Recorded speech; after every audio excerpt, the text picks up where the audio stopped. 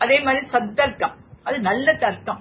நல்ல தர்க்கத்தை சில தனியா ஒரு பிரமாணமாக கொள்ளணும்னு சொல்ல, இது அனுமானத்திலேயே அடங்கும்.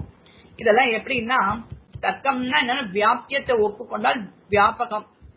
அவன் என்ன சொல்றான்னா, சத்தர்க்கம்னா நல்ல தர்க்கம்.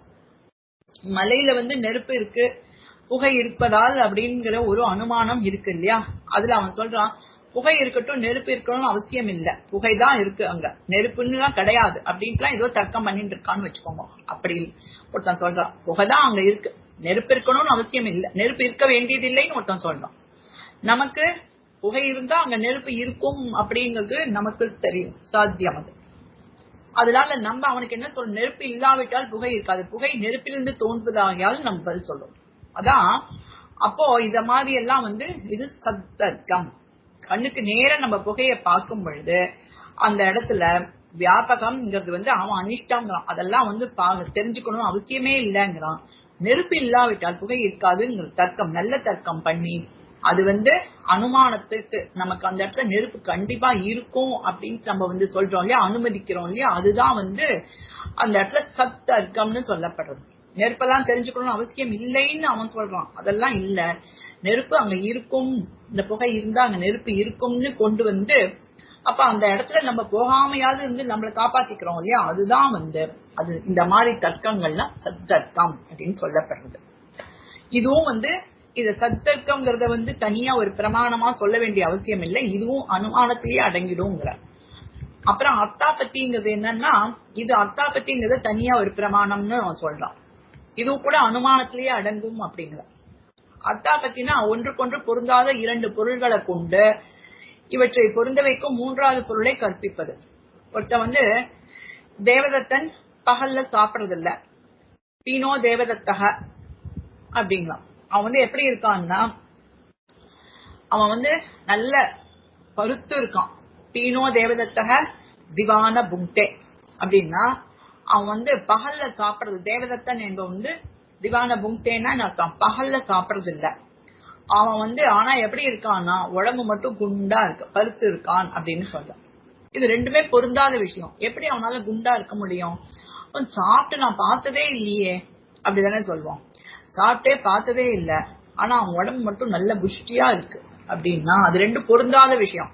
சாப்பிடாம இருக்கிறதுக்கும் உடம்பு புஷ்டியா இருக்கிறதும் ரெண்டும் பொருந்தாத விஷயம்.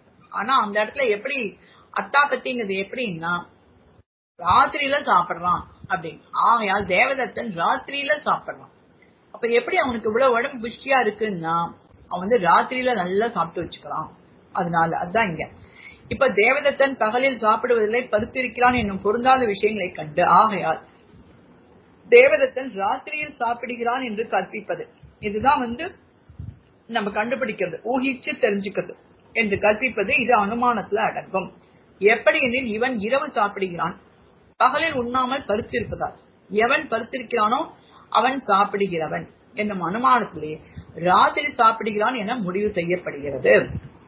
இதுவும் அனுமானம். இதுக்குதான் அர்த்தாபத்தின்ட்டு ரெண்டு பொருந்தாத விஷயங்களை நம்ம அதுக்கு இப்படி நடந்திருக்கணும் அப்படின்னு ஊகிச்சு சொல்றோம் இல்லையா, அதுதான் அர்த்தாபத்தி. அர்த்தாபத்தினா ஒன்று கொண்டு பொருந்தாத ரெண்டு விஷயங்களை பொருந்த வைக்கிறதுக்கு ஒரு மூன்றாவது பொருளை கண்டுபிடிக்கிறதுக்கு பேர் என்ன, அதுதான் அர்த்தாபத்தி. இப்போ இந்த உபமானம், சத்தர்க்கம், அர்த்தாபத்தி இது எல்லாமே அவன் தனித்தனியா வச்சுட்டு இருக்கான் நையாயிகன் எல்லாம். நமக்கு இது எல்லாமே அனுமானத்திலேயே அடங்கிடும் அப்படின்ட்டு சொல்ற. அதுதான் இதெல்லாம் அனுமானத்திலேயே அடங்கும். தர்க்கத்தினால் உதவி செய்யப்பட்ட பிரத்யக்ஷ முதலான பிரமாணங்களை கொண்டு உண்மையை அறிவது நிச்சயம் எனப்படுகிறது. இப்ப சில டேர்ம்ஸ் எல்லாம் கடைசியில சொல்லி முடிக்கிறார். இது நிச்சயம். நிச்சயம் அப்படின்னா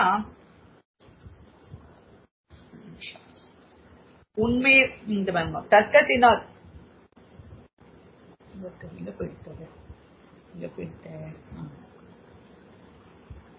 தர்க்கத்தினால் உதவி செய்யப்பட்ட பிரத்யக்ஷ முதலான பிரமாணங்களை கொண்டு உண்மையை அறிவது நிச்சயம் எனப்படுகிறது. அது அனுமானத்துல பிரத்யக்ஷ முதலான பிரமாணங்களை கொண்டும் தர்க்கத்தினால உதவி செய்யப்பட்ட, அதுதான் தர்க்கத்தினால நல்ல சத்தர்க்கம். நெருப்பு இருந்தா அங்க புகை இருந்தா நெருப்பு இருக்கும் அப்படின்னு நம்ம சொல்றோம் இல்லையா, அது சபக்ஷத்துல பார்த்து பார்த்து அனுமதியினால. அப்படிப்பட்ட அந்த பிரத்யக்ஷ முதலான பிரமாணங்களை கொண்டு உண்மையை அறிவது நிச்சயம். இதான் ஒரு நல்ல அனுமானத்தினால நம்ம உண்மையை தெரிஞ்சுக்கிறது தான் நிச்சயம் எனப்படுது. அது நல்ல அனுமானத்தினால நம்ம அறியக்கூடிய விஷயம். நிச்சயமா அங்க நெருப்பு இருக்கும் அப்படின்னு சொல்றதுதான் உண்மையை அறிவது நிச்சயம். அப்புறம் வாதி பிரதிவாதி பட்சங்களில் எதிலும் பட்சபாதம் இல்லாமல் உண்மையை அறிய வேண்டும் என்னும் ஒரே நோக்குடன் செய்யப்படுது வாதம். இப்ப வாத கிரந்தம் அப்படின்னு சொல்றோம் ஸ்ரீபாஷ்யத்தெல்லாம். அந்த இடத்துல அது வாத கிரந்தம் தர்க்க கிரந்தம் அதெல்லாம் எதுக்காக அப்படி சொல்றோம் அப்படின்னா, அது யாரு இப்ப நம்ம விசிஷ்டாத்வைதிகள் அப்படிங்கறதுனால நம்ம பட்சத்துக்கு ஒரு சாதகமா சொல்ல போறதெல்லாம் கிடையாது. ஸ்ருதி வாக்கியங்கள் எல்லாம் உண்மையாவே எப்படி உண்மையை அறிய வேண்டும் ஒரே நோக்கோட நம்ம பாஷ்யக்காரர் அந்த சித்தாந்தத்தை ஸ்தாபிச்சிருக்கார். அதான் அதுக்கு வாத கிரந்தம். நமக்கு பட்சபாதம் எல்லாம் இல்லாம நம்ம இந்த பட்சத்தை சார்ந்திருக்கோம் அப்படிங்கிறதுக்காக இல்ல, உண்மையிலேயே ஸ்ருதியினுடைய அர்த்தங்கள் எப்படி சொல்றதுங்கிறத அப்படி காட்டப்பட்ட அந்த மாதிரி அவர் கிரந்தத்தை பண்ணிருக்கார். இதெல்லாம் வாதம் அப்படின்னு பேர். அப்புறம் வாதியோ அல்லது பிரதிவாதியோ தன் பட்சத்திற்கு சாதகங்களையும் எதிரி பட்சத்திற்கு தோஷங்களையும் சொல்லி தான் வெற்றி அடைய வேண்டும் என விருப்பத்துடன் செய்யும் அந்த வாத போருக்கு ஜல்பம்னு பேர். ஜல்பம் அப்படின்னா உண்மையை உண்மை அப்படியே பேச மறைக்கிறது. அந்த மாதிரி எதிரி பட்சத்துக்கு எதிரி பட்சத்துல தோஷத்தை சொல்றது. இது பூர்வபக்ஷியில அந்த மாதிரி எல்லாம் பண்ணிட்டே வருவான். பூர்வபக்ஷி எதிரி பட்சத்துல தோஷத்தை சொல்லிட்டு இருப்பான், தன் பட்சத்துக்கு சாதகங்களை சொல்லிட்டு வருவான். இது உங்களுக்கு அந்த கிரந்தத்துல எல்லாம் பார்க்கலாம். இது நிறைய அத்வைத்திகள்லாம் அந்த மாதிரி பண்ணுவான். தன் பட்சத்தையே தான் சொல்லிட்டு இருப்பான். தான் என்னத்த பிரம்மம் வெறும் சின்மாத்திர பிரம்மம், அதுக்கு குணம் இல்லை, நிர்குணம் நிரவயவம் அப்படிங்கிற விஷயத்த அதுக்கு அதை சாதிக்கிறதுக்கு நிறைய விஷயங்களை எடுப்பான். தன் பட்சத்துக்கு சாதகமா சில விஷயங்களை சொல்லிண்டே வருவான். அதுதான் என்னன்னா இதெல்லாம் ஜல்பம். இதெல்லாம் இந்த மாதிரி தாங்கள் எதிரி பட்சத்துக்கு தோஷத்தை சொல்லி தாங்கள் வெற்றி அடைய வேண்டும், தன்னுடைய சித்தாந்தத்தை ஸ்தாபிக்கணுங்கிறதுக்காக அவ என்னென்னவோ சொல்றது. அது ஜல்பம் அப்படின்னு பேர். தன் பட்சத்தை ஸ்தாபிக்க முயலாமல் எதிரி பட்சத்துக்கு குற்றத்தையே கூறும் வாதம் விதண்டா எனப்படும். அது மற்றவா பேசுறத காதலியே போட்டுக்காம தன் பட்சம் வெற்றி அடையணும் அப்படிங்கிறதுக்காக அவன் என்ன பண்றதா அப்படின்னா, இது அது எதிரி பட்சத்துல குற்றத்தையே கூறிண்டு வருவான். தன் பட்சத்தையும் ஸ்தாபிக்க மாட்டான்.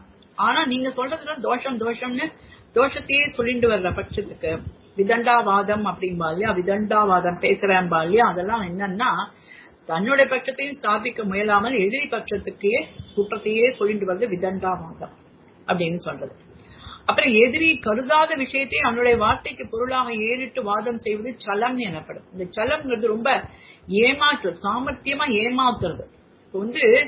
எதிர்த்த பக்கத்துல இருக்கிற ஏதோ ஒரு விஷயத்த சொல்றதுக்கு வரா, பிரம்மம் நித்தியமானது அப்படின்ட்டு சொல்றதுக்கு வரா, அந்த பிரம்மம் பரத்துவம் உடையது, அதுதான் மேன்மையானது அப்படின்னு சொல்றதுக்கு வரும் பொழுது அவன் ஏதோ மற்றதுகள் மாதிரி இல்ல, ஏதோ ஒரு விஷயத்த சொல்லிட்டு வரும்போது அந்த பாயிண்டையே பாதி அறகுறையா அவன் சொல்லிட்டு இருப்பான்.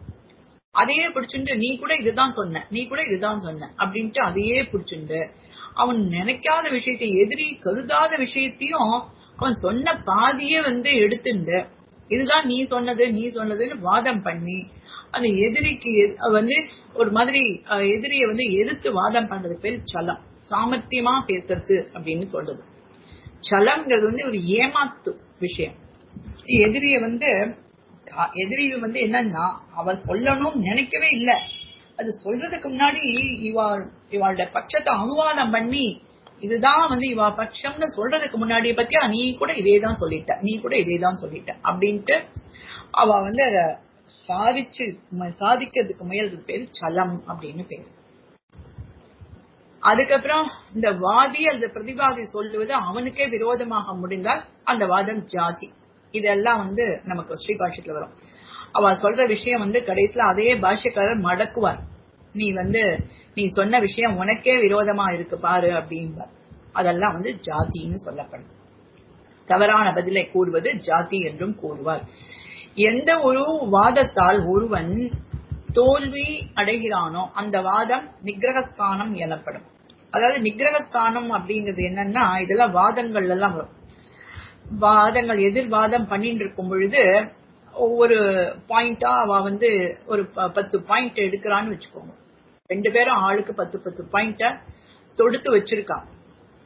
அப்போ நிகிரகஸ்தானம் அப்படிங்கன்னா முதல் பாயிண்ட்ல வந்து ஒருத்தன் தோந்துட்டான். இப்ப அவனுக்கு அது நிகிரகஸ்தானமா இருக்கும். முதல் பாயிண்ட் நிரூபிக்க முடியல, தோந்துட்டான்னா அவனால நிரூபிக்க, அவன் கேட்டதை வந்து எதிராளி வந்து அதுக்கு இது எப்படி அப்படின்னு அவன் கேட்ட உடனே இது இவனால் நிரூபிக்க முடியலன்னா இது இவன் விஷயத்துல இது நிகிரகஸ்தானம் ஆயிடும். இது வந்து ஒரு மைனஸ் பாயிண்டா ஆயிடும் இவனுக்கு. அதே மாதிரி அவன் ஒரு 10 பாயிண்ட்ல அவனுக்கும் வந்து அவனால ஒரு 10 பாயிண்ட்ல 7 பாயிண்ட் அவனுக்கும் நிரூபிக்க முடியலைன்னா 2 பேரும் வாதம் பண்ணிட்டு இருப்பான். அதுக்கு வந்து நடுவுல ஒருத்தர் இருப்பார், ஜட்ஜ் இருப்பார். 2 பேரும் வாதம் பண்ணிட்டு இருக்கும் பொழுது 2 பேருக்கும் நிகிரகஸ்தானம் வந்து அவாவால நிரூபிக்க முடியாம ஒரு மைனஸ் பாயிண்ட் மாதிரி வச்சுக்கோங்க. அப்ப 2 பேருக்கும் எத்தனை மைனஸ் பாயிண்ட் இருக்குன்னு பாப்பா. யாருக்கு நிறைய மைனஸ் இருக்கோ அவதான் தோந்து போயிட்டா அப்படின்னு சொல்லுவா. அதுக்கு பேர் என்னன்னா, அதுதான் நிகிரகஸ்தானம். என்னன்னா அவர்களுடைய வாதத்துல அவ முன்வைத்த எந்த வாதத்தால் ஒருவன் தோல்வி அடைகிறானோ நிறைய நிகிரகஸ்தானம் வந்து கொடுத்துனா அது நிகிரகஸ்தானம் மைனஸ். அவன் வந்து நிரூபிக்க முடியாம விட்டு வச்சிருப்பான். சரி இதை நான் அப்புறம் சொல்றேன் அப்படி அவனால அது வந்து கடைசி வரைக்கும் அவனால நிரூபிக்க முடியாம போயிட்டுனா அது அவனுடைய பட்சத்துல அது வந்து ஒரு மைனஸா, அது தோல்விக்கு உரிய ஒரு பாயிண்டா கருதப்படும். அது நிறைய ஆயிடுச்சுன்னா 10 பாயிண்ட் 2 பேரும் ஈக்குவலா வச்சிருக்கும் பொழுது இவனுக்கு நிறைய நிகிரகஸ்தானம் வந்துடுச்சுன்னா இவன் தோந்த மாதிரி ஆயிடும். அதுதான் அங்க நிகிரகஸ்தானம் சொல்லப்படுது. இதெல்லாம் வந்து இந்த மாதிரி விஷயங்கள அனுமான பிரமாணத்திற்கு அங்கமா இருக்கையால் தனி பிரமாணமாகாமல் அனுமானத்திலேயே அடங்கும். இதுக்கெல்லாம் தனித்தனியா பிரமாணம்னு அவங்க கேட்கலாம். பூர்வபக்ஷிகள்லாம் நையாயிகள்லாம் இதை ஒரு தனியா பிரமாணமா சொன்னா என்ன, வாதத்தை ஒரு பிரமாணமா சொன்னா இப்படி எல்லாம் கேட்க முடியும். இவை எல்லாமே அனுமான பிரமாணத்திற்கு அங்கமா இருக்கையால் தனி பிரமாணமாகாமல் அனுமானத்திலேயே அடங்கி விடுகிறது. இதுக்கெல்லாம் ஒரு தனித்தனி ஸ்டேட்டஸ் கொடுத்தோம்னா, அனுமான ஸ்டேட்டஸ் பிரமாண ஸ்டேட்டஸ் கொடுத்தோம்னா என்ன ஆகும் இல்லையா, நமக்கு ஏகப்பட்ட பிரமாணங்கள் ஆயிடும். அதனால இது எல்லாத்தையுமே அனுமானத்திலேயே அடக்கிடலாம் அப்படின்ட்டு சொல்லிட்டார் நம்ம பாஷ்யக்காரர். ஜாதி நிகிரகஸ்தானம் முதலியவை நையாயிகர்களாலேயே ஒப்புக்கொள்ளப்பட்டு நம் சித்தாந்தத்தில் ஒப்புக்கொள்ளப்படாவிடிலும் நமக்கு விரோதம் இல்லாமையாலே இங்கு அவற்றை ஏற்றுக்கொண்டு நிர்வாகம் செய்யப்பட்டது. இதெல்லாம் வந்து அவர்களுடைய கிரந்தத்துல தான் வரும். ஜாதி நிகிரகஸ்தானம் இதெல்லாம் நையாயிகன் ஒத்துண்ட விஷயம். இதெல்லாம் நிறைய பிரமாணமா வச்சுட்டு இருக்கான். நமக்கு வந்து இதெல்லாம் சித்தாந்தத்துல நமக்கு கிடையாது, அனுமானம் மட்டும்தான். இருந்தாலும் இங்க எதுக்காக எக்ஸ்பிளைன் பண்றோம்னா தெரிஞ்சுக்கிறதுக்காக. அதனால இங்க வந்து அவர் சொல்லியிருக்கார் அப்படிங்கிறார். ஆக இவ்வளவால் பிரமாணங்கள் பிரத்யக்ஷம் அனுமானம் சப்தம் என்னும் 3 என்று நிரூபிக்கப்பட்டதாயிற்று. பிரமாணங்கள் இந்த 3 தான், பிரத்யக்ஷம் அனுமானம் சப்தம். இது எல்லாத்தையும் நமக்கு பிரமாணமா வச்சிருந்தாருன்னா நமக்கு நிறைய வந்து குழப்பங்கள் தான் மிஞ்சும். அதனால இது எல்லாத்தையுமே அனுமானத்துல கொண்டு வந்து இதே மாதிரி சப்த பிரமாணத்தையும் சொல்ல போறார். ஏன் அதை வந்து தனியா பிரமாணம் இது அதையும் வந்து அவர் என்ன பண்ணுவார்னா இந்த பிரமாணத்திலே இதெல்லாம் கொண்டு வந்துடலாம்னு சொல்ல போறார். சோ இது வரைக்கும் அனுமான பிரமாணம் உங்களுக்கு இதோட முடிஞ்சிடுது. இதுல ஏதாவது சந்தேகம் இருந்தா கேளுங்க. இப்ப இது ஒரே ஒரு பிரமாண வாக்கியத்தை மட்டும் பார்க்க போறோம். இது வரைக்கும் அனுமானத்துல எங்கேயாவது உங்களுக்கு சந்தேகம் இருந்ததுன்னா நீங்க நோட் பண்ணி வச்சு அடுத்த கிளாஸ்ல கேட்கலாம். சந்தேகம் இருக்கா?